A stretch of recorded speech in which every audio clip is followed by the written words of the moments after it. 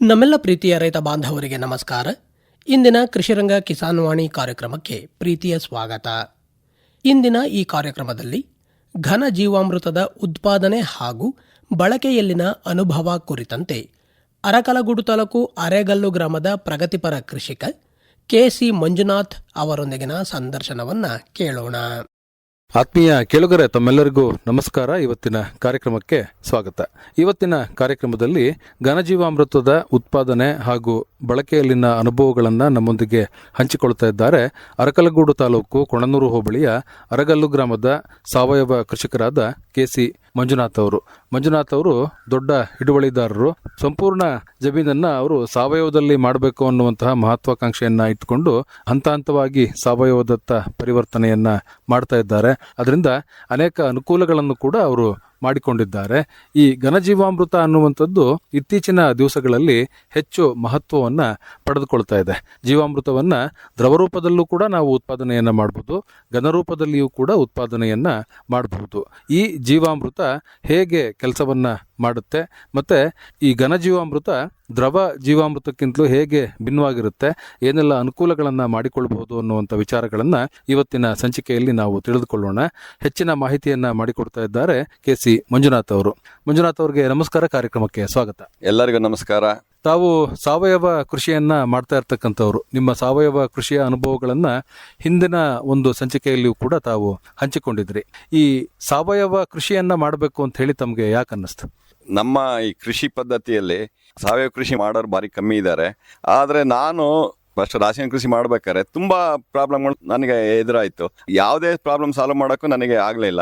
ಸಾವಯವ ಕೃಷಿ ಮಾಡಿದಾಗ ಎಲ್ಲ ಸಮಸ್ಯೆಗಳು ನನಗೆ ಪರಿಹಾರ ಆಗಿ ಉತ್ತಮವಾದ ತೋಟ, ನನ್ನ ಜೀವನ ಎಲ್ಲವೂ ಚೆನ್ನಾಗಾದಾಗ ಸಾವಯವ ಕೃಷಿ ಮಾಡೋಣ ಅನ್ನೋ ಉದ್ದೇಶದಿಂದ ಸಾವಯವ ಕೃಷಿ ಮಾಡ್ತಾ ಇದ್ದೀನಿ. ಸಾವಯವ ಕೃಷಿಯ ಬಗ್ಗೆ ನಿಮಗೆ ಹೇಗೆ ಆಸಕ್ತಿ ಬಂದಿದ್ದು ಮತ್ತೆ ಒಲವು ಬಂದಿದ್ದು? ರಾಸಾಯನಿಕ ಕೃಷಿ ಮಾಡ್ಬೇಕಾದ್ರೆ ನನಗೆ ತುಂಬಾ ಸಮಸ್ಯೆ ಬಂತು. ಗಿಡಗಳು ಒಂದ್ಸರಿ ಉತ್ತಮ ಫಸಲು ಬಂದ್ರೆ ಮುಂದಿನ ವರ್ಷ 2 ವರ್ಷಕ್ಕೆ ಫಸಲು ಕಮ್ಮಿ ಆಗೋದು.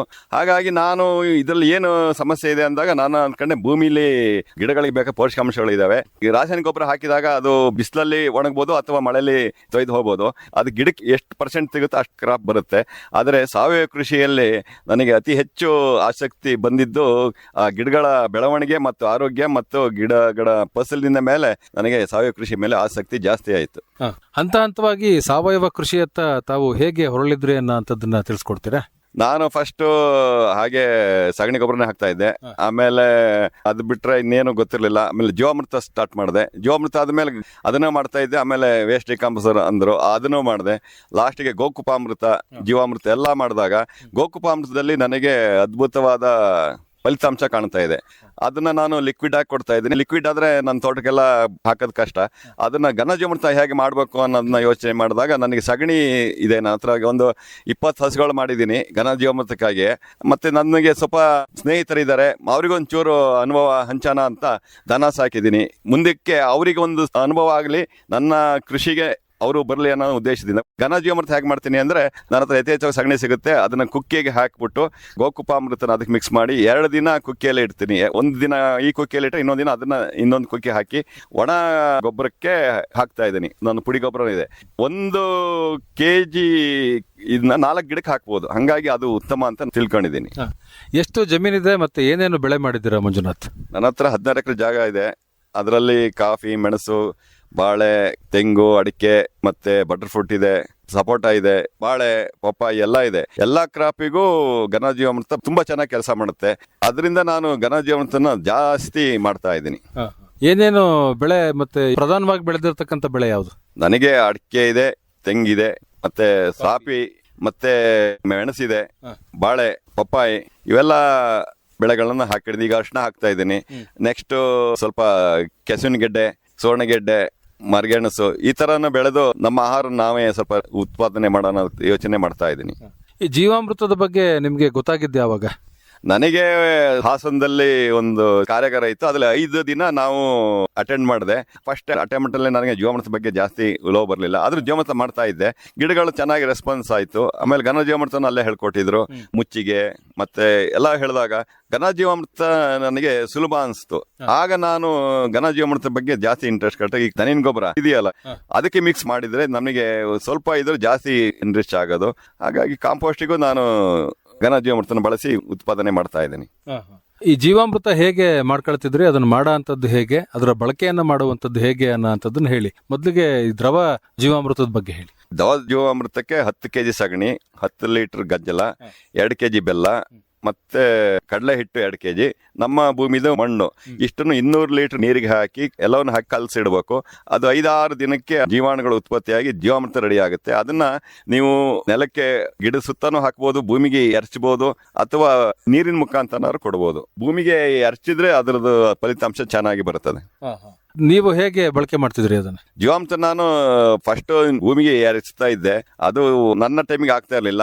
ಆಮೇಲೆ ಸ್ಪ್ರಿಂಕ್ಲರ್ ನ ಇಂಜೆಕ್ಟ್ ಮಾಡಿದೆ, ಆಗ ಸ್ವಲ್ಪ ರಿಸಲ್ಟ್ ಕಮ್ಮಿ ಆಯ್ತು, ಅದ್ರ ಪರವಾಗಿಲ್ಲ. ಈಗ ನಾನು ಘನ ಜೀವಾಮೃತ ಮಾಡ್ತಾ ಇದ್ದೀನಿ, ಅದರಿಂದ ಸೂಪರ್ ಇದೆ. ಅದು ನಾನು 1/4 kg ಅರ್ಧ kgಗೆ ಬಡ್ಡೆಗೆ ಹಾಕಿ ಮಣ್ಣು ಉಂಡೆ ತೆಗೆದು ಹಾಕ್ತಾ ಇದ್ದೀನಿ. ಅದು ನನಗೆ ಯಾಕೆ ಅಂದ್ರೆ 6 ತಿಂಗಳು 1 ವರ್ಷನೇ ಕೆಲಸ ಮಾಡುತ್ತೆ. ಅದು ಮಾಡಿದ ಮೇಲೆ ನನ್ನ ಗಿಡ ಇಂಪ್ರೂವ್ ಆಯ್ತು. ತೆಂಗಿನಕಾಯಿನೂ ಅಷ್ಟೇ ತುಂಬಾ ಚೆನ್ನಾಗಿ ಬಂದಿದೆ, ಅಡಿಕೆನೂ, ಕಾಫಿನೂ ಎಲ್ಲ. ಬಾಳೆ ಎಲ್ಲ ಒಂದು 15-20 kg ಇದ್ದವು, ಈಗ 20-25 kg ತನಕ ಬರಕ್ಕೆ ಸ್ಟಾರ್ಟ್ ಆಗಿದಾವೆ. ಆಗ ಘನ ಜೀವಾಮೃತ ತುಂಬಾ ಚೆನ್ನಾಗಿ ಕೆಲಸ ಮಾಡುತ್ತೆ. ಜೊತೆಗೆ ಗೋಕುಪಾಮೃತನ ಮಿಕ್ಸ್ ಮಾಡ್ತಾ ಇದ್ದೀನಿ. ಈಗ ನಾನು ಯಾವ್ದು ಬೆಲ್ಲ ಗಿಲ್ಲ ಏನು ಹಾಕಲ್ಲ. ಗೋಕುಪಾಮೃತದಲ್ಲಿ ಎಲ್ಲವೂ ಬ್ಯಾಕ್ಟೀರಿಯಾಗಳು ಇರ್ತವೆ. ಅದು ಸಗಣಿ ಒಳಗೆ ಹೋದಾಗ ಅಲ್ಲಿರೋ ಬ್ಯಾಕ್ಟೀರಿಯಾ ಇನ್ನೂ ಜಾಸ್ತಿ ಆಗಿ ಅದು 2 ದಿನದಲ್ಲಿ ನನಗೆ ಹೆಪ್ಪು ತರ ಆಗುತ್ತೆ. ಹಾಲು ಹೆಂಗೆ ಹೆಪ್ಪಾಗುತ್ತೆ ಅದೇ ತರ ಸಗಣಿನೂ ಹೆಪ್ಪಾಗುತ್ತೆ. ಹೆಪ್ಪಾದಾಗ ಅದರಲ್ಲಿರೋ ಬ್ಯಾಕ್ಟೀರಿಯಾಗಳು ತುಂಬಾ ಚೆನ್ನಾಗಿ ಕೆಲಸ ಮಾಡ್ತಿದೆ ಅಂತ ನಾನು ಮಾಡ್ಕೊಂತೀನಿ. ಅದನ್ನ ನನ್ನ ಕಾಂಪೋಸ್ಟ್ಗೆ ಹಾಕ್ತೀನಿ. ಹಾಕ್ಬಿಟ್ಟು ಅದನ್ನ ಮಿಕ್ಸ್ ಮಾಡಿ ತೋಟಕ್ಕೆ ಹಾಕ್ತಾ ಇದ್ದೀನಿ. ಆಗ ನನಗೆ ಜಾಸ್ತಿ ಘನ ಜೀವಾಮೃತ ಆಗುತ್ತೆ. ಪುಡಿ ಗೊಬ್ಬರದಲ್ಲಿ ಪುಡಿ ಗೊಬ್ಬರನೂ ಚೆನ್ನಾಗಿ ಇಂಪ್ರೂವ್ ಆದಾಗ ಸಫಿಷಿಯೆಂಟ್ ಆಗಿ ತೋಟಕ್ಕೆ ಕೊಡ್ಬೋದು. ನಾನು ಒಂದು ತೆಂಗಿನ ಗಿಡಕ್ಕೆ 2 kg, ಇಲ್ಲ ಅಡಿಕೆ ಗಿಡಕ್ಕೆ 1 kg, ಕಾಫಿಗೆಲ್ಲ 1/2-1/4 kg ತನಕ ಕೊಡ್ತೇನೆ. ಒಳ್ಳೆ ಅನುಭವ ಪ್ಲಸ್ ಅದರದ ಫಲಿತಾಂಶ ಭಾರಿ ಚೆನ್ನಾಗಿದೆ. ಈ ದ್ರವ ಜೀವಾಮೃತವನ್ನ ಸ್ಪ್ರಿಂಕ್ಲರ್ ಅಲ್ಲೂ ಕೂಡ ಕೊಡ್ತಾ ಇದ್ದೆ ಅಂತ ಹೇಳಿದ್ರಿ. ಸ್ಪ್ರಿಂಕ್ಲರ್ ಸೆಟ್ಟಿಗೆ ಏನು ತೊಂದರೆ ಆಗಲ್ವಾ? ಅದು ಬೋರ್ವೆಲ್ ಮೋಟ್ರಿಗೆ ನೀರಿಗೆ ಕನೆಕ್ಟ್ ಮಾಡೋದು. ಆ ಜೀವಾಮೃತನ ನಾನು ಫಿಲ್ಟರ್ ಮಾಡಿ ಪವರ್ ಸ್ಪ್ರೇಯಲ್ಲಿ ಅದೇ ಸ್ಪ್ರೇ ಮಾಡ್ತಾರಲ್ಲ, ಕರೆಂಟ್ ಮೋಟರ್ ಪವರ್ ಸ್ಪ್ರೇ ಇರುತ್ತೆ, ಅದಕ್ಕೆ ಇಂಜೆಕ್ಟ್ ಮಾಡ್ತೀನಿ. ಅದನ್ನ ನೀರಿನೊಳಗೆ ಮಿಕ್ಸರ ಮಾಡಿ ಕಳಿಸ್ತಾ ಇದ್ದೆ. ಅದು ಅಷ್ಟು ಫಿಲ್ಟರ್ ಆಗಿರೋದ್ರಿಂದ ಯಾವುದೇ ಸಮಸ್ಯೆ ಆಗಲಿಲ್ಲ ನನಗೆ. ಈ ಘನ ಜೀವಾಮೃತದ ಬಗ್ಗೆ ಯಾವಾಗ ಗೊತ್ತಾಯ್ತು ನಿಮ್ಗೆ? ಘನ ಜೀವಾಮೃತ ಬಗ್ಗೆ ಹೇಳ್ತಾ ಇದ್ರು ಯಾರು ಕಾರ್ಯಾಗಾರಕ್ಕೆ ಹೋದಾಗ, ಆದ್ರೆ ಅದನ್ನ ನಾನು ಲಿಕ್ವಿಡೇ ಮಾಡ್ತಾ ಇದ್ದೆ. ಅದೇ ಚೆನ್ನಾಗಿರುತ್ತೆ. ಲಾಸ್ಟಿಗೆ ಯಾಕೆ ನನಗೆ ಜೀವಾಮೃತ ಸ್ವಲ್ಪ ಹಾಕೋದು ಸಮಸ್ಯೆ ಆಯ್ತು, ಆಗ ನಾನು ಘನ ಜೀವಾಮೃತಕ್ಕೆ ಬಂದೆ. ಹೆಚ್ಚು ಕಮ್ಮಿ ಈಗ 1.5 ವರ್ಷದಿಂದ ಫುಲ್ ಘನ ಜೀವಾಮೃತನೇ ಮಾಡ್ತಾ ಇದ್ದೀನಿ. ನಮ್ಮ ಸ್ನೇಹಿತರು ಅವರು ಹೇಳ್ತಾ ಇದ್ರು ಘನ ಜೀವಾಮೃತ ಭಾರಿ ಚೆನ್ನಾಗಿ ಕೆಲಸ ಮಾಡುತ್ತೆ, ಗುಂಡಿ ತೆಗೆದಿಟ್ರೆ ಇನ್ನೂ ಚೆನ್ನಾಗಿ ಕೆಲಸ ಮಾಡುತ್ತೆ. ಆಗ ನಾನು ಘನ ಜೀವಾಮೃತಕ್ಕೆ ಬಂದೆ. ಅದರಿಂದ ನನಗೆ ಇನ್ನೂ ಚೆನ್ನಾಗಿ ಅನುಭವ ಪ್ಲಸ್ ಫಸಲುಗಳು ಚೆನ್ನಾಗಾದವು, ಗಿಡ ಹೆಲ್ದಿ ಆದವು. ಹಾಗಾಗಿ ನಾನು ಘನ ಜೀವಾಮೃತ ಬಗ್ಗೆ ಈಗ ಜಾಸ್ತಿ ಒಲವು ತೋರ್ತಾ ಇದ್ದೀನಿ. ಘನಜೀವಾಮೃತವನ್ನ ತಯಾರು ಮಾಡ್ತಕ್ಕಂಥ ವಿಧಾನ ಹೇಗೆ ಅನ್ನುವಂಥದ್ದನ್ನ ಹಂತ ಹಂತವಾಗಿ ವಿವರವಾಗಿ ಹೇಳಿ. ಘನ ಜೀವಾಮೃತ ಸಗಣಿ ಹಾಕ್ತೀನಿ. ಅದು ನಾಟಿ ಹಸುವಿನ ಸಗಣಿ? ನಾಟಿ ಹಸುವಿನ ಸಗಣಿ. ನಾಟಿ ಹಸುವಿನ ಸಗಣಿ ನನಗೆ ಹೆಚ್ಚು ಕಮ್ಮಿ ಒಂದು ಈಗ 50-100 kg ಸಿಗುತ್ತೆ. ದೊಡ್ಡ ಬುಟ್ಟಿ ಇಟ್ಕೊಂಡಿದ್ದೀನಿ. ಫಸ್ಟ್ ಒಂದು ಬುಟ್ಟಿಲಿ ಇವತ್ತಿನ ಸಗಣಿ ಮತ್ತು ಗೋಕುಪಾಮೃತನ ಹಾಕ್ತೀನಿ. ಅದು ನಾಳೆ ಬೆಳಗ್ಗೆ ಹೊತ್ತಿಗೆ ಅದು ಹಾಲು ಹೆಂಗೆ ಹೆಪ್ಪಾಗುತ್ತೆ ಅದೇ ತರ ಒಂಥರ ಹೆಪ್ಪಾಗಿ ಮೆತ್ತಗಾಗಿರುತ್ತೆ. ಆಗ ನಾನು ಇನ್ನೊಂದು ಕುಕ್ಕೆ ಇದೆ, ಅದಕ್ಕೆ ಶಿಫ್ಟ್ ಮಾಡ್ತೀನಿ. ಅದು ಯಾಕೆ ಅಂದ್ರೆ ಅದು ಮಿಕ್ಸ್ ಆಗಲಿ, ಇನ್ನೊಂದು ದಿನ ನನಗೆ ಘನಜೀವನ ಚೆನ್ನಾಗಾಗಲಿ ಅಂತ. 3ನೇ ದಿನಕ್ಕೆ ನಾನು ಅದನ್ನ ಗೊಬ್ಬರದ ಮೇಲೆ ಹಾಕಿ ಹಂಗೆ ನೆರಳಲ್ಲೇ ಇಟ್ಟಿರ್ತೀನಿ. ನಾನು ಹಾಕೋ ದಿನ ಒಣಗಿದ ಗೊಬ್ಬರ ಮತ್ತೆ ಇದನ್ನ ಮಿಕ್ಸ್ ಮಾಡಿ ತೋಟಕ್ಕೆ ಹಾಕ್ತೀನಿ. ಇದು ಯಾರು ಬೇಕಾದ್ರೂ ಮಾಡ್ಬೋದು. ನಿಮ್ಮ ಹತ್ರ ದನ ಇಲ್ಲ ಅಂದ್ರೆ ಗೋಕುಪಾಮೃತನ ಮಾಡ್ಕೊಂಡು ಸಗಣಿ ಅಥವಾ ಕಾಂಪೋಸ್ಟ್ ಯಾವ್ದಕ್ಕೆ ಹಾಕಿದ್ರು ಅದು ಚೆನ್ನಾಗಿ ಬರುತ್ತೆ. ಲಾಸ್ಟಿಗೆ ನಮಗೆ ಬೇಕಾಗಿದ್ದು ಜೀವಾಣುಗಳಿಗೆ ಒಂದು ಮೀಡಿಯಾ ಬೇಕು. ಆ ಮೀಡಿಯಾನೇ ದನಿನ ಗೊಬ್ಬರ, ಕಾಂಪೋಸ್ಟ್ ಯಾವ್ದಾರು ಆಗುತ್ತೆ. ಹಂಗಾಗಿ ನಾನು ಗೋಕುಪಾಮೃತನ ಸಗಣಿಗೆ ಹಾಕಿ ಘನ ಜೀವಾಮೃತ ಮಾಡ್ತಾ ಇದ್ದೀನಿ. ಈಗ ಅದಕ್ಕೆಲ್ಲ ದ್ವಿದಳ ಧಾನ್ಯದ ಹಿಟ್ಟು, ಮಣ್ಣು ಅದೆಲ್ಲ ಬಳಕೆ ಮಾಡೋದಿಲ್ವಾ? ಗೋಕುಪಾಮೃತಕ್ಕೆ ನಾನು ಮಜ್ಜಿಗೆ ಹಾಕ್ತೇನೆ, ಸಫಿಷಿಯೆಂಟ್ ಸಿಗುತ್ತೆ. ಮತ್ತೆ ನನ್ನ ಹತ್ರ ಭಾರಿ ಹಣ್ಣುಗಳು ಇದಾವೆ, ಪಪ್ಪಾಯಿ, ಬಾಳೆಹಣ್ಣು, ಹಲಸಿನ ಹಣ್ಣು ಎಲ್ಲ. ಬೆಲ್ಲ ಹಾಕೋದು ಬಿಟ್ಟು ಹಣ್ಣುಗಳು ಹಾಕಿದಾಗ ನನಗೆ ಗೋಕುಪಾಮೃತ ಫಲಿತಾಂಶ ಚೆನ್ನಾಗೇ ಬಂತು. ಅಂದ್ರೆ ಅದಕ್ಕೆ ಬೆಲ್ಲ ಹಾಕಿ ಏನ್ ಮಾಡ್ತಿದ್ದೆ ಅದಕ್ಕಿಂತ ಚೆನ್ನಾಗೇ ಬಂತು.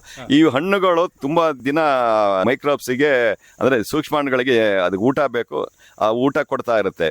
ಬೆಲ್ಲದಲ್ಲಿ ಏನಿದೆ ಅಷ್ಟು ಮಾತ್ರ, ಆಮೇಲೆ ಅದಕ್ಕೆ ನಾವು ಮತ್ತೆ ಬೆಲ್ಲ ಹಾಕಬೇಕು. ಹಂಗಾಗಿ ನಾನು ಯೋಚನೆ ಮಾಡಿದಾಗ ಹಾಕಿ ನಾವು ಪ್ರಯೋಗ ಮಾಡಿದ್ದು ಹಣ್ಣುಗಳಲ್ಲಿ ತುಂಬಾ ಚೆನ್ನಾಗಿ ಬರುತ್ತೆ. ಗೋಕುಪಾಮೃತ ಭಾರಿ ಉತ್ತಮ ಫಲವತ್ತೆ ಆಗಕ್ಕೆ ಸೂಕ್ಷ್ಮಾಣುಗಳು ಇಲ್ಲ, ಅದನ್ನ ಬೇಗ ಹೆಚ್ಚಿಸುತ್ತೆ. ಹಾಗಾಗಿ ನಾವು ಗೋಕುಪಾಮೃತ ಮಾಡ್ತಾ ಇದ್ದೀನಿ. ಹಾಗಾಗಿ ನಾನು ಸಗಣಿ ಮತ್ತೆ ಗೋಕುಪಾಮೃತದಲ್ಲಿ ಎಲ್ಲ ಉತ್ತಮವಾಗಿ ಫಲಿತಾಂಶ ಬರ್ತಾ ಇದೆ. ಈಗ ಘನ ಜೀವಾಮೃತ ಏನ್ ಮಾಡ್ತಿರಲ್ಲ ಅದನ್ನ ಹುಡಿ ಆಗುವ ತರ ಒಣಗ್ಸ ಅಂತದ್ ಹೇಗೆ? ನಾನು ಫಸ್ಟೇ ಮಾಮೂಲು ಗೊಬ್ಬರನ ಒಣಗಿಸಿ ಕಾಂಪೋಸ್ಟ್ ಮಾಡಿ ಇಟ್ಕೊಂಡಿರ್ತೇನೆ. ಅದಕ್ಕೆ ಈ ಘನಜೀವಾಮೃತ ಹಾಕಿದಾಗ ಹರಡುತ್ತೇನೆ, ನೆರಳಲ್ಲೇ ಒಣಗಿಸ್ತೇನೆ. ಒಂದು 4-5 ದಿನ ಆದಮೇಲೆ ನನಗೆ ಅಷ್ಟು ಮಟ್ಟಿಗೆ ಅಂದ್ರೆ ತುಂಬಾ ಕೈಗೆ ಅಂಟಬಾರದು ಆ ತರ ಮಟ್ಟಿಗೆ ಹಾಕಿದ ಮೇಲೆ ನಾನು ಹಾಕ್ತೇನೆ. ತುಂಬಾ ಒಣಗಲು ಏನು ಬೇಡ, ಯಾಕೆಂದ್ರೆ ಅಲ್ಲಿ ಮೈಕ್ರೋಬ್ಸ್ ಇರೋದ್ರಿಂದ ನಮಗೆ ಒಣಗಿಸುವಂತ ಅವಶ್ಯಕತೆ ಇರೋದಿಲ್ಲ. ಹಾಗೆ ಹಾಕ್ತೇನೆ. ಅದನ್ನೊಂದು 5-6 ದಿವಸದಲ್ಲೇ ಬಳಕೆ ಮಾಡ್ಬಿಡ್ಬೋದಾ? ತುಂಬಾ ದಿನ ಬೇಕಾದ್ರೆ ಇಡಬಹುದು. ನಾನು ಒಂದು 10 ದಿನ 15 ದಿನದ ಒಳಗೆ ಹಾಕ್ತೀನಿ. ಯಾಕೆಂದ್ರೆ ಅದು ಸ್ವಲ್ಪ ಇನ್ನೂ ಕಾಂಪೋಸ್ಟ್ ಎನ್ರಿಚ್ ಆಗಲಿ ಅಂತ ಹೇಳಿ ನಾನು 15 ದಿನ ಇಟ್ಕೊಂಡಿರ್ತೀನಿ. ತೊಂದರೆ ಏನಿಲ್ಲ, ಚೆನ್ನಾಗೇ ಆಗುತ್ತೆ. ಅಲ್ಲೂ ಮೈಕ್ರೋಬ್ಸ್ ಬೆಳಿತವೆ. ಎಲ್ಲ ಕಾಂಪೋಸ್ಟ್ಗಳು ಚಂದ ಡೆವಲಪ್ ಆದಾಗ ನಾವು 1/4 kg ಇಲ್ಲ ಅರ್ಧ kg ಹಾಕಿ ಮಾಡಬಹುದು. ಕಾಂಪೋಸ್ಟ್ ಯಾರು ತಯಾರಿ ಮಾಡ್ತಾರೆ, ಗೋಕುಪಾಮೃತ ಅಥವಾ ಘನ ಜೀವಾಮೃತ ಮಾಡಿ ಹಾಕಿದ್ರೆ ಇಡೀ ತೋಟಕ್ಕೆ 1/4 kg ಅಂದ್ರೆ ಒಂದು ಎಷ್ಟೋ ಎಕರೆಗಳಿಗೆ ಆಗ್ತಾ ಹೋಗುತ್ತೆ.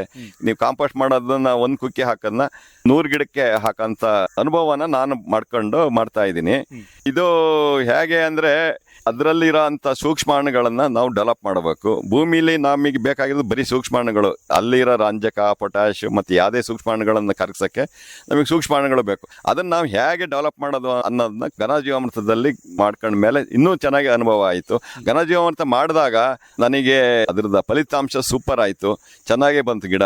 ಆಗ ಖರ್ಚು ಕಮ್ಮಿ ಆಯಿತು. ಈಗ ಒಂದ್ಸರಿ ಹಾಕಿಬಿಟ್ರೆ ಅದು ತುಂಬಾ ಚೆನ್ನಾಗಿ ಬರುತ್ತೆ. ನಂದು ಏನು 10 ವರ್ಷದ ಗಿಡ ವೀಕ್ ಆಗಿದ್ದು ಅದು ಒಂದೇ ವರ್ಷದಲ್ಲಿ ತುಂಬಾ ಚೆನ್ನಾಗಿ ಬಂತು. ಯಾವುದೇ ಕೆಮಿಕಲ್ ಅಥವಾ ಯಾವುದೇ ಹಾಕಿದ್ರು ಅದು ತಕ್ಷಣ ಇರುತ್ತೆ. ಇದು 1 ವರ್ಷ 2 ವರ್ಷ ತನಕನೂ ಗಿಡ ಹೆಲ್ದಿಯಾಗಿ ಇರೋದನ್ನ ನಾನು ಕಾಣಿದ್ದೀನಿ. ನಾನು ತುಂಬಾ ಜನಿಗೆ ನನ್ನ ಅನುಭವನ ಶೇರ್ ಮಾಡ್ಬೇಕು ಅಂದ್ರೆ ಅವರಿಗೆ ನಾನು ಗೊಬ್ಬರ ಕೊಡ್ಬೇಕು.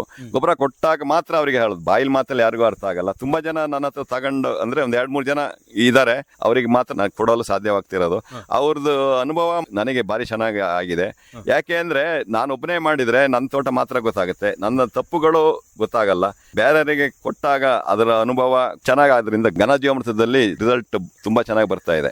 ಯಾವ್ಯಾವ ಬೆಳೆಗೆ ಘನಜೀವಾಮೃತವನ್ನ ನೀವು ಬಳಕೆಯನ್ನ ಮಾಡ್ತಾ ಇದ್ದೀರಿ? ನನ್ನ ಏನ್ ತೋಟದಲ್ಲಿ ಬೆಳಿತೀನಿ ಅದೆಲ್ಲದಕ್ಕೂ ಹಾಕ್ತಾ ಇದ್ದೀನಿ. ಅಡಿಕೆ, ತೆಂಗು, ಸಪೋಟ, ಕಾಫಿ, ಮೆಣಸು ಎಲ್ಲದಕ್ಕೂ. ಯಾವುದೇ ಭೂಮಿಗೆ ಘನಜೀವಾಮೃತವನ್ನು ಕೊಟ್ರೆ, ಬರಡು ಭೂಮಿ ಆಗ್ಲಿ ಅದು ಫಲವತ್ತಾಗುತ್ತೆ, ಖರ್ಚು ಕಡಿಮೆ ಆಗುತ್ತೆ. ಈ ರಾಸಾಯನಿಕ ಗೊಬ್ಬರಕ್ಕೆ 2,000 ರೂಪಾಯಿ ಇರುವುದು ಈಗ ಮೂಟೆಗೆ. ನಾನು 2,000 ರೂಪಾಯಿನ ಘನಜೀವಾಮೃತ ಮಾಡಿದ್ರೆ ನಾನೊಂದು 100-200 ಗಿಡಕ್ಕೆ ಹಾಕ್ಬಹುದು. ಆಗ ಒಂದು ಗಿಡಕ್ಕೆ ನನಗೆ 5 ರೂಪಾಯಿ ಖರ್ಚು ಬರುತ್ತೆ. ನಾವು ಕೊಂಡ್ರು 5 ರೂಪಾಯಿ ಖರ್ಚು ಬರುತ್ತೆ ಅನ್ನೋ ಮಟ್ಟದಲ್ಲಿ ಒಬ್ಬರಿಗೆ ನಾನೊಂದು 2 ಜನಿಗೆ ಘನಜೀವಾಮೃತನ ಮಾಡಿ ಕೊಡ್ತಾ ಇದ್ದೀನಿ. ಅವ್ರ ಫಲಿತಾಂಶ ಚೆನ್ನಾಗಿದೆ, ಮತ್ತೆ ಬೇಕು ಅಂತ ಆರ್ಡರ್ ಕೊಡ್ತಾ ಇದ್ದಾರೆ. ಹಾಗಾಗಿ ನಾನು ಸ್ವಲ್ಪ ಒಂದು 10 kg 20 kg 15 kg ಯಾರಿಗಾರು ಬೇಕು ಅಂದ್ರೆ ಕೊಟ್ಟು ಅವರಿಗೆ ಅನುಭವ ಮಾಡಿಸಿ, ಅವರು ಮುಂದೆ ಈ ಗೋಕುಪಾಮೃತ ಅಥವಾ ಘನಜೀವಾಮೃತ ಯಾವುದೇ ಒಂದು ಸಾವಯವ ಕೃಷಿಯ ಉತ್ಪನ್ನಗಳನ್ನ ಬೆಳೆಸಿ ಮಾಡಿದ್ರೆ ಆಗುತ್ತೆ ಅಂತ ಹೇಳಿ ನಾನು ಯೋಚನೆ ಮಾಡಿ ಈಗ ನನ್ನ ಅನುಭವನ ಹಂಚಬೇಕು. ಅಂದ್ರೆ ಮಾತಲ್ಲಿ ಯಾರು ಇಷ್ಟ ತನಕ ನನ್ನ ಪರಿವರ್ತನೆ ಆಗಲಿಲ್ಲ. ಅದಕ್ಕಾಗಿ ನಾನು ನನ್ನ ಹತ್ತಿರ ಇರುವ ಘನಜೀವಾಮೃತ ಗೋಕುಪಾಮೃತವನ್ನು ಗೊಬ್ಬರ ಮಾಡಿ ಒಂದು 10-20 ಜನಕ್ಕೆ ಕೊಡ್ತೀನಿ. ಕಮ್ಮಿ ಒಂದು 50 kg 100 kg ಮಾತ್ರ ಕೊಡೋದು. ಹಾಗಾಗಿ ಘನಜೀವಾಮೃತದಲ್ಲಿ ಯಾರು ಬೇಕಾದ್ರೂ ಮಾಡ್ಬೋದು, ಸುಲಭ ಇದೆ. ಕಾಂಪೋಸ್ಟ್ 80% ಮಾಡ್ತಾರೆ. ಆದ್ರಿಂದ ಘನಜೀವಾಮೃತನ ಅಥವಾ ಗೋಕುಪಾಮೃತ ಮಾಡಬಹುದು. ಘನಜೀವಾಮೃತವನ್ನ ಬಳಕೆ ಮಾಡಲಿಕ್ಕೆ ಪ್ರಾರಂಭ ಮಾಡಿದ್ಮೇಲೆ ನಿಮ್ಮ ತೋಟದಲ್ಲಿ ಮತ್ತೆ ನಿಮ್ಮ ಬೆಳೆಗಳಲ್ಲಿ ಏನು ಬದಲಾವಣೆ ಕಂಡಿದೆ? ನನ್ನ ತೋಟದಲ್ಲಿ ಹೇಗಿದೆ ಅಂದ್ರೆ ಫುಲ್ ಗ್ರೀನ್, ಯಾವಾಗಲೂ ಹೆಲ್ದಿ ಆಗಿರ್ತವೆ, ಬಿಸಿಲಲ್ಲೂ ತಡ್ಕೊಂಡಿರ್ತವೆ, ಅಷ್ಟು ನೀರು ಕಮ್ಮಿ ತಗೊಳ್ತವೆ, ಭೂಮಿ ಮಾಯಿಶ್ಚರ್ ಇದ್ದೇ ಇರುತ್ತೆ. ನನಗೆ 4 ಗಂಟೆ ಕರೆಂಟ್ ಇರೋದು ಹಗಲು. ಆ ಹಗಲಲ್ಲಿ 4 ಗಂಟೆಲೆ ನಾನು 16 ಎಕರೆ ತೋಟನ ಯಾವತ್ತು ಗ್ರೀನ್ ಆಗಿ ಇಟ್ಕೊಂಡಿದ್ದೀನಿ. ಹಂಗಾಗಿ ನನ್ನ ಈ ಭೂಮಿ ಯಾವಾಗ ಫಲವತ್ತಾಗ್ತವೆ, ಯಾವಾಗ ಬ್ಯಾಕ್ಟೀರಿಯಾಗಳು ಜಾಸ್ತಿ ಆಗ್ತವೆ, ಅಲ್ಲಿ ಸೂಕ್ಷ್ಮಾಣುಗಳ ಕ್ರಿಯೆ ಜಾಸ್ತಿ ಆಗಿ ಆ ಭೂಮಿಲಿ ಒಂದು ಬೇರು ಬೆಳವಣಿಗೆ ಮತ್ತೆ ಭೂಮಿಲಿರೋ ಮಾಯಿಶ್ಚರ್ ತೇವಾಂಶ ಎಲ್ಲ ಕಾಪಾಡಿಕೊಂಡು ಅದು ಇರ್ತವೆ. ಅವೆಲ್ಲ ನಾವು ಮಾಡೋಕ್ಕಾಗಲ್ಲ, ಅದನ್ನ ಪ್ರಕೃತಿ ದತ್ತವಾಗಿ ಅದು ಮಾಡಬೇಕು. ಮಾಡಿದಾಗ ಅದು ತುಂಬಾ ಫಲಿತಾಂಶ ಸಿಗುತ್ತೆ ಅನ್ನೋದು ನನ್ನ ಅನುಭವ ಬಂದಿದೆ. ಹಂಗಾಗಿ ನಾನು ಘನಜೀವಾಮೃತನ ಜಾಸ್ತಿ ಮಾಡ್ತಾ ಇದ್ದೀನಿ. ಈ ಜೀವಾಮೃತವನ್ನ ಮಾಡ್ಲಿಕ್ಕೆ ನಾಟಿ ಹಸುವಿನ ಸಗಣಿಯೇ ಆಗ್ಬೇಕಾ? ನಾಟಿ ಹಸುವಿನ ಸಗಣಿನೇ ಆಗಬೇಕು. ಯಾಕೆ ಅಂದ್ರೆ ಅದರಲ್ಲಿರೋ ಸೂಕ್ಷ್ಮಾಣು ಜೀವಿಗಳು ಸಿಂಧಿ ಹಸುವಿನಲ್ಲಿ ಇರಲ್ಲ. ಹಂಗಾಗಿ ನಾಟಿ ಹಸುವಿನ ಸಗಣಿನೇ ಬೇಕು. ಮತ್ತೆ ಅದಕ್ಕೆ ಗಂಜಲ ಬೇಕು. ನಾನು ಬಿಟ್ಟು ಮೇಯಿಸೋದ್ರಿಂದ ಅದರಲ್ಲಿರೋ ಬ್ಯಾಕ್ಟೀರಿಯಾಗಳು ಜಾಸ್ತಿ ಆಗಿ, ಅಂದ್ರೆ ಒಂದು ಕಡಲೆಕಾಳು ಗಾತ್ರದಲ್ಲಿ ಹೆಚ್ಚು ಕಮ್ಮಿ ಸೂಕ್ಷ್ಮಾಣು ಜೀವಿಗಳು ಭಾರಿ ಇರ್ತವೆ. ಹಂಗಾಗಿ ನಾಟಿ ಹಸುವಿನಲ್ಲಿರೋ ಇದೇ ಜಾಸ್ತಿ ಇರುತ್ತೆ. ಹಾಗಾಗಿ ಅದು ಹೆಚ್ಚು ಪರಿಣಾಮಕಾರಿಯಾಗಿ ಇರುತ್ತೆ ಅನ್ನೋಂಥದ್ದು ನಿಮ್ಮ ಅಭಿಪ್ರಾಯ. ಹೌದು ಹೌದು. ಇನ್ನು ನೀವು ಇದಕ್ಕೋಸ್ಕರನೇ ಇತ್ತೀಚೆಗೆ ನಾಟಿ ಹಸುಗಳ ಸಾಕಾಣಿಕೆಯನ್ನು ಕೂಡ ಪ್ರಾರಂಭ ಮಾಡಿದಿರಿ. ಎಷ್ಟು ಹಸುಗಳನ್ನ ಸಾಕಾಣಿಕೆ ಮಾಡಿದಿರಿ? ನನಗೆ ಇದೆಲ್ಲ ಅನುಭವ ಆದ್ಮೇಲೆ ನಾನು ಕಲ್ತಿದ್ದ ವಿದ್ಯೆನ, ನನ್ನ ಅನುಭವವನ್ನ ಬೇರೆಯವರಿಗೆ ಹೇಳಬೇಕು ಅನ್ನೋದಕ್ಕಾಗಿ ನಾನು ಒಂದು 20 ಹಸುಗಳ ನಂತರ ಇದಾವೆ ಈಗ, ಎಲ್ಲ ನಾಟಿ ಹಸುಗಳು. ಮೊನ್ನೆ ಒಂದು 5 ತಗೊಬಂದೆ. ಹಂಗಾಗಿ ನಾನು ಈಗ ಎಲ್ಲರೂ ಕೇಳ್ತಾರೆ, ಆದ್ರೆ ನನಗೆ ಎಲ್ಲರೂ ಕೊಡಕ್ಕಾಗಲ್ಲ. ನನ್ನ ಅನುಭವನ ಹಂಚಕ್ಕೆ ಒಂದು 10ರಿಂದ 15, 20 kg. ನನ್ನ ಮಾತಲ್ಲಿ ಎಷ್ಟು ಅನುಭವನೂ ಹಂಚ್ಬೋದು, ಆದ್ರೆ ಮಾತಿನ ಅನುಭವಕ್ಕಿಂತನೂ ಕಾರ್ಯರೂಪ ಆಗ್ಬೇಕು. ಅದು ಕಾರ್ಯರೂಪ ಆಗ್ಬೇಕು ಅಂದ್ರೆ ನಾನೆಲ್ಲಾದ್ರೂ ಒಂದು ಕಡೆ ಜಾಸ್ತಿ ಘನ ಜೀವಾಮೃತ ಯಾವ್ದಾದ್ರು ತಯಾರಿಸಿ ಎಲ್ಲಾದ್ರೂ ಒಂದು ಹಳ್ಳಿಲಿ ಯಾರು ಒಬ್ಬ ಅಥವಾ ಇಬ್ಬರನ್ನ ನನ್ನ ಸಾವಯವ ಕೃಷಿನಲ್ಲಿ ತಯಾರು ಮಾಡೋಣ ಅಂತ ಹೇಳಿ ಒಂದು 20 ದನ ಸಾಕಿದ್ದೀನಿ. ಅದು ತೋಟದಲ್ಲಿ ಮೇಯಿಸ್ತೀನಿ. ಸಮಸ್ಯೆ ಏನು ಅನ್ಸಲ್ಲ ನನಗೆ. ನಾಟಿ ಹಸು ಅಂತ ಅಂದ್ರೆ ನಾಟಿ ಹಸುವಿನಲ್ಲಿ ಯಾವ್ಯಾವ ತಳಿ ಸಾಕೊಂಡಿದ್ದೀರಿ? ಈ ಸರಿ ನಾನು ಗೀರು ಮತ್ತೆ ಕಾಂಕ್ರೀಟ್ ತಗೊಬಂದೆ. ಹಳ್ಳಿ ಕಾರ್ ಇದೆ, ಮಲ್ನಾಡ್ ಗಿಡ್ಡ ಒಂದಿದೆ, ಅಷ್ಟೇ ನನ್ನ ಹತ್ರ ಈಗ ಇರೋದು. ಒಟ್ಟಾರೆ ಎಷ್ಟು ಹಸುಗಳಿದಾವೆ? ಒಟ್ಟಾರೆ ಒಂದು 20 ಹಸುಗಳು ಇದಾವೆ ಈಗ.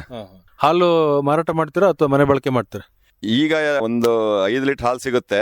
ಗೋಕುಪಾಮೃತಕ್ಕೆ ಮಜ್ಜಿಗೆ ಬೇಕು. ಅದಕ್ಕೆ ನಾನು ಹಾಲನ್ನ ಕಾಯಿಸಿ ಬೆಣ್ಣೆ ಮಾಡಿ ಮಜ್ಜಿಗೆನ ಗೋಕುಪಾಮೃತಕ್ಕೆ ಹಾಕ್ತೀನಿ.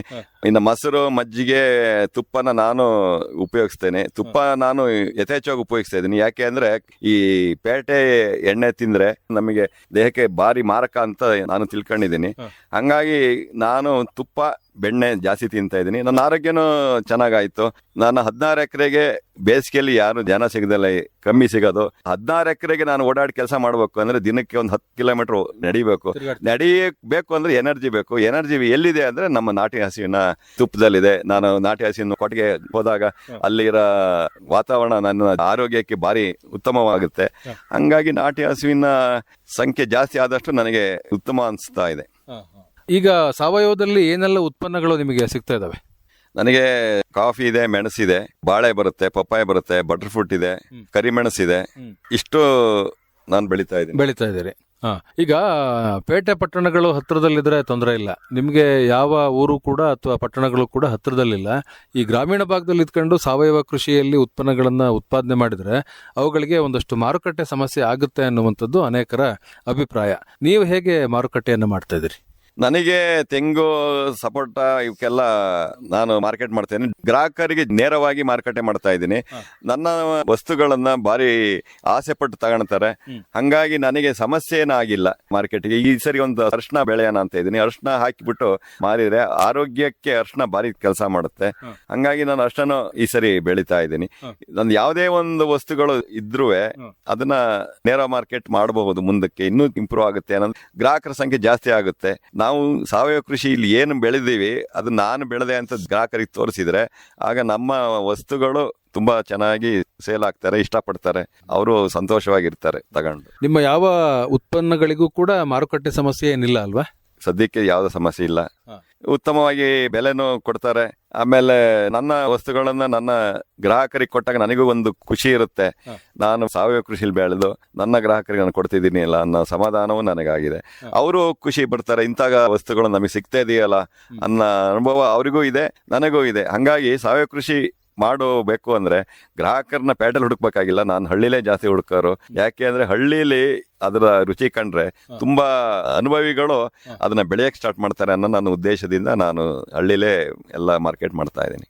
ಇತ್ತೀಚೆಗೆ ಅರಿಶಿನ ಬೆಳಿಬೇಕು ಅಂತ ಹೇಳಿ ಯಾಕೆ ಅನಿಸ್ತು ನಿಮ್ಗೆ? ನಾನು ಪ್ಯಾಟಿಂದ ಅರ್ಶನ ತರದೆ ಮುಂಚೆ ಎಲ್ಲ. ಅದ್ರಲ್ಲಿ ಏನೇನೋ ಇರೋದು. ನಾನು ಡೈಲಿ ಹಾಲಿಗೆ ಹಾಕಿ ಕುಡಿಬೇಕು, ಇಲ್ಲಾಂದ್ರೆ ಏನಾದ್ರು ಒಂದು ಸಮಸ್ಯೆ ಆದಾಗ ಅರ್ಶನ ಉಪಯೋಗಿಸ್ಬೇಕು ಅಂದಾಗ ಅದು ರಾಸಾಯನಿಕ ಗೊಬ್ಬರ ಅದಲ್ಲೆಲ್ಲ ಬೆಳೆದ ಕಳನಾಶಕ ಹಾಕ್ತಾರೆ, ಕೀಟನಾಶಕ ಹಾಕ್ತಾರೆ. ಅದು ಒಳ್ಳೇದಲ್ಲ ಅಂತ ಹೇಳಿದೆ. ನಾನು ತುಂಬಾ ದಿನದಿಂದ ಇದೆ ಅರ್ಶನ. ಅದನ್ನ ನಾನು ಇನ್ನು ಈಗ ನಮ್ಮ ಗ್ರಾಹಕರು ಇದಾರಲ್ಲ ಅವರಿಗೆ ಜಾಸ್ತಿ ಮಾಡ್ಬೇಕು ಅನ್ನೋ ಅರ್ಶನ ಹಾಕ್ತಾ ಇದ್ದೀನಿ. ಅವರಿಗೂ ಆರೋಗ್ಯ ಅನುಭವ ಪಾಠ ಎಲ್ಲವೂ ಉತ್ತಮ ಆಗಿರುತ್ತೆ. ನಾವು ಏನು ಹೇಳಿದ್ರು ಅದನ್ನ ಕೊಟ್ಟೆ ಹೇಳಬೇಕು. ಅದಕ್ಕಾಗಿ ಅಷ್ಟನ್ನು ಬೆಳೆಸಿದ್ದೀನಿ. ಎಷ್ಟು ಎಕರೆಗೆ ಹಾಕ್ತಾ ಇದ್ರ ಈ ಸಾರಿ? ನಾನು ಈ ಸರಿ ಒಂದು ಅರ್ಧ ಎಕರೆಗೆ ಮಾಡ್ತಾ ಇದ್ದೀನಿ ಸದ್ಯಕ್ಕೆ. ನೆಕ್ಸ್ಟ್ ನೋಡ್ಬೇಕು ಅದ್ರದ್ದು ಅನುಭವ ಮತ್ತೆ ಮಾರ್ಕೆಟ್. ಅದಕ್ಕೆ ಜೀವಾಮೃತ ಎಲ್ಲ ಅದಕ್ಕೂ ಬೇಕು ಅಂತ ಎಲ್ಲ ಹೇಳ್ತಾರೆ. ಅದು ಕೀಟನಾಶಕ ಗುಣನೂ ಹೊಂದಿರೋದ್ರಿಂದ ನಮ್ಮ ಕೃಷಿಗೂ ಅನುಕೂಲ ಆಗುತ್ತೆ ಅಂತ ಹೇಳಿ ನಾನು ಅರಿಶಿನ ಬೆಳೀತಾ ಇದ್ದೀನಿ. ಎಲ್ಲಿ ತಂದ್ರಿ ಅರಿಶಿನದ ಬೀಜನ? ನಮ್ಮ ಸ್ನೇಹಿತರೊಬ್ಬರು ಇದ್ದಾರೆ, ಅವರು ತೋಟ ನೋಡ್ದಂಗೂ ಆಯ್ತು ಅಂತ ಹೇಳಿ ಅವ್ರ ಕೈಲೇ ಇತ್ತು, ಅಲ್ಲಿಂದ ತಗೊಬಂದು ಇಟ್ಕೊಂಡಿದ್ದೆ. ಹೇಗೆ ಅರಿಶಿನ ಬಿತ್ತನೆ ಮಾಡ್ತಕ್ಕಂಥ ಪದ್ಧತಿ? ಅರಿಶಿನ ನಾನು ಏರು ಮಡಿ ಮಾಡಿದ್ದೀನಿ. ಅಂದ್ರೆ ಒಂದೇ ಸಾಲು ತೋಟದಲ್ಲೇ ಎಲ್ಲೆಲ್ಲಿ ತೋಟ ಓಪನ್ ಆಗಿದೆ, ಬಿಸಿಲು ಬೀಳುತ್ತೆ ಅಂತ ಜಾಗದಲ್ಲಿ ಏರು ಮಡಿ ಮಾಡಿ ಅರಿಶಿನ ನಟ್ಟಿದ್ದೀನಿ. ಅದಕ್ಕೆ ಘನ ಜೀವಾಮೃತನ ಸಗಣಿನ ಹಾಕಿ ಅದಕ್ಕೆ ಅರಿಶಿನ ನಡ್ತಾ ಇದ್ದೀನಿ. ಒಟ್ಟಾರೆ ಈ ದ್ರವ ಜೀವಾಮೃತ ಮತ್ತೆ ಘನ ಜೀವಾಮೃತ, ಗೋಕೃಪಾಮೃತ ಇವೆಲ್ಲವೂ ಕೂಡ ಬಂದ ಮೇಲೆ ನಿಮ್ಮ ಸಾವಯವ ಕೃಷಿ ಹೇಗೆ ಸುಲಭ ಆಯ್ತು? ನಾನು ಮಾಡೋದು ಕೆಲಸ 0, ಬ್ಯಾಕ್ಟೀರಿಯಾಗಳು ಎಲ್ಲ ಮಾಡೋದು ಜಾಸ್ತಿ. ಜನ ಬರದೆಲ್ಲ ಇದ್ರು ನನ್ಗೆ ಸಂತೋಷ, ಬಂದ್ರು ಸಂತೋಷ. ಹಂಗಾಗಿ ಸೂಕ್ಷ್ಮಾಣು ಜೀವಿಗಳನ್ನ ಬೆಳೆಸಿಬಿಟ್ರೆ ನಾವು ಯಾವುದೇ ಕೆಲಸ ಮಾಡೋದು ಬೇಡ. ಭೂಮಿ ತನ್ನಷ್ಟು ತಾನೇ ಬೆಳೆಯುತ್ತೆ, ತನ್ನಷ್ಟು ತಾನೇ ಅದು ಅಭಿವೃದ್ಧಿ ಹೊಂದುತ್ತೆ. ನಾವು ಏನು ಅಭಿವೃದ್ಧಿ ಹೊಂದಬೇಕು ಅದಕ್ಕೆ ಈ ಸೂಕ್ಷ್ಮಾಣುಗಳು ಬೇಕು. ಆ ಸೂಕ್ಷ್ಮಾಣುಗಳು ಎಲ್ಲಿದ್ದಾವೆ, ಹೇಗಿದ್ದಾವೆ, ಅದನ್ನ ಹೆಂಗೆ ನಾವು ಹಾಕಬೇಕು, ಹೆಂಗೆ ಉತ್ಪಾದನೆ ಮಾಡಬೇಕು ಅನ್ನೋದನ್ನ ನಾನು ಚೆನ್ನಾಗಿ ತಿಳ್ಕೊಂಡೆ. ಈ ಚೆನ್ನಾಗಿ ತಿಳ್ಕೊಂಡ ಮೇಲೆ ನಾನೊಬ್ಬನೇ ಅನುಭವಿಸಿರಾಗಲ್ಲ. ಹಾಗಾಗಿ ನಾನು ಅದನ್ನ ಹೇಳೋಣ ಅಂತ ಹೇಳಿ ನಾನು ದನ ಸಾಕಿದ್ದೀನಿ, ಘನ ಜೀವಾಮೃತ ಮಾಡ್ತಾ ಇದ್ದೀನಿ. ಒಂದು 4 ಜನಕ್ಕೆ ಕೊಡ್ತೀನಿ. ತುಂಬಾ ಜನ ಕೇಳ್ತಾರೆ, ಆದ್ರೆ ನನ್ನ ಅಷ್ಟು ಜನಕ್ಕೆ ಕೊಡೋಕೆ ಸಾಧ್ಯ ಇಲ್ಲ. ನೆಕ್ಸ್ಟ್ ಇನ್ನು ಮುಂದಕ್ಕೆ ನೋಡಬೇಕು. ಇನ್ನೂ ಅನುಕೂಲಕರ ವಾತಾವರಣ ಸಿಕ್ಕಿದಾಗ ಸ್ವಲ್ಪ ಜನಕ್ಕೆ ಅವೇರ್ನೆಸ್ ಮೂಡಿಸಿ ಮತ್ತೆ ಅದನ್ನ ಹೇಗೆ ಮಾಡೋದೆಲ್ಲ ಹೇಳ್ಕೊಡ್ಬೇಕು. ಮುಂದೆ ಭೂಮಿ ಉಳಿದ್ರೆ ನಾವು ಹೆಚ್ಚು ಕಮ್ಮಿ ಪ್ರಪಂಚದಲ್ಲಿ ಸುಖವಾಗಿರ್ತೀವಿ. ಮಣ್ಣು ಆರೋಗ್ಯ ಬಾರಿ ಉತ್ತಮ ಪಡಿಸ್ಬೇಕನ್ನೋದು ನನ್ನ ಉದ್ದೇಶ. ಅದನ್ನ ಎಲ್ಲ ಹೇಳ್ತಾರೆ, ಕಳೆನಾಶಕ ಹೊಡೆದು ಅದು ಹೊಡೆದು ಇದು ಹೊಡೆದು ಬೆಳಿತೀವಿ ಅಂತ. ಅದರಿಂದೆಲ್ಲ ಒಂದು ಸ್ವಲ್ಪ ಅನುಭವ ಮಾಡ್ಕೊಂಡು ಕಾಫಿ ತೋಟದಲ್ಲಿ ತುಂಬಾ ಅನುಕೂಲವಾಗಿದೆ ಸಾವಯವ ಕೃಷಿ ಮಾಡಕ್ಕೆ. ಹೊಲದ ಬೆಳೆಯಲ್ಲಿ ಸ್ವಲ್ಪ ಕಷ್ಟ ಆಗ್ಬೋದು ರೈತರಿಗೆ, ತೋಟದ ಬೆಳೆಗಳಲ್ಲಿ ಬೆಳಿಬೋದು. ನನ್ನಂಗೆ ತೋಟದ ಬೆಳೆ ಬೆಳೆದಾಗ ಆಗ ಉತ್ತಮವಾದ ಭೂಮಿ, ಉತ್ತಮವಾದ ಮಣ್ಣು, ಉತ್ತಮವಾದ ಪರಿಸರ ಸಿಕ್ಕಿದಾಗ ನಾವು ಸುಖಿಯಾಗಿರ್ತೀವಿ ಅನ್ನೋದು ನನ್ನ ಅನುಭವ. ಒಳ್ಳೆಯದು ಮಂಜುನಾಥ್ ಅವರೇ, ಇದುವರೆಗೆ ಈ ಸಾವಯವ ಪದ್ಧತಿಯಲ್ಲಿ ಕೃಷಿಯನ್ನ ಹೇಗೆ ಮಾಡುವಂಥದ್ದು ಮತ್ತೆ ಇದಕ್ಕೆ ಪೂರಕವಾಗಿ ಘನಜೀವಾಮೃತದ ಉತ್ಪಾದನೆಯನ್ನ ಹೇಗೆ ಮಾಡಿಕೊಳ್ಬೇಕು, ಅದರ ಬಳಕೆಯಿಂದ ಏನೆಲ್ಲ ಅನುಕೂಲಗಳು ಆಗುತ್ತೆ ಅನ್ನುವಂಥದ್ದನ್ನ ಬಹಳ ವಿವರವಾಗಿ ತಿಳಿಸ್ಕೊಟ್ರಿ. ಇನ್ನು ಹೆಚ್ಚಿನ ಮಾಹಿತಿಗಾಗಿ ತಮ್ಮನ್ನ ಸಂಪರ್ಕ ಮಾಡ್ತಕ್ಕಂಥದ್ದು ಹೇಗೆ? ನನ್ನ ಮೊಬೈಲ್ ಸಂಖ್ಯೆಯಲ್ಲಿ ಸಂಪರ್ಕ ಮಾಡಬಹುದು. 9880667144. ಈ ಸಂಖ್ಯೆಗೆ ಕರೆಯನ್ನ ಮಾಡಿ ನಿಮ್ಮ ಜೊತೆ ಸಂಪರ್ಕವನ್ನ ಮಾಡಬಹುದು. ನಿಮ್ಮ ಸಂಪರ್ಕ ಸಂಖ್ಯೆಯನ್ನ ಮತ್ತೊಮ್ಮೆ ಹೇಳಿ. 9880667144. ಒಳ್ಳೆಯದು ಮಂಜುನಾಥ್ ಅವರೇ, ಧನ್ಯವಾದಗಳು, ನಮಸ್ಕಾರ. ಎಲ್ಲರಿಗೂ ನಮಸ್ಕಾರ. ನಮ್ಮ ಈ ಭೂಮಿಯನ್ನು ಉಳಿಸುವ ಹೋರಾಟ ಅಂತಾನೆ ಹೇಳ್ಕೋಬಹುದು. ಇದಕ್ಕೆ ಮುಂದಿನಕ್ಕೆ ಒಳ್ಳೆ ಆಹಾರ, ಒಳ್ಳೆ ವಾತಾವರಣ, ಒಳ್ಳೆ ಇದನ್ನ ಕೊಡಬೇಕು ಅಂದ್ರೆ ಸಾವಯವ ಕೃಷಿಕರ ಅಥವಾ ಸಂಘಗಳ ಸಂಪರ್ಕವನ್ನು ಹೊಂದಿ ನಮ್ಮ ಅನುಭವವನ್ನು ನಿಮ್ಮ ಜೊತೆ ಹಂಚಿಕೊಂಡು ನೀವು ಉತ್ತಮವಾದ ಮಣ್ಣು ಆರೋಗ್ಯವನ್ನು ಪಡೆದುಕೊಳ್ಳಿ ಎನ್ನುವುದು ನನ್ನ ಆಶಯ. ಎಲ್ಲರಿಗೂ ನಮಸ್ಕಾರ. ಇದುವರೆಗೆ ಘನ ಜೀವಾಮೃತದ ಉತ್ಪಾದನೆ ಹಾಗೂ ಬಳಕೆಯಲ್ಲಿನ ಅನುಭವ ಕುರಿತಂತೆ ಅರಕಲಗೂಡು ತಾಲೂಕು ಅರೇಗಲ್ಲು ಗ್ರಾಮದ ಪ್ರಗತಿಪರ ಕೃಷಿಕ ಕೆ.ಸಿ. ಮಂಜುನಾಥ್ ಅವರೊಂದಿಗಿನ ಸಂದರ್ಶನ ಮೂಡಿಬಂತು. ಇವರೊಂದಿಗೆ ಸಂದರ್ಶನದಲ್ಲಿ ಭಾಗವಹಿಸಿದ್ದವರು ಅರಕಲಗೂಡು ವಿ. ಮಧುಸೂದನ್.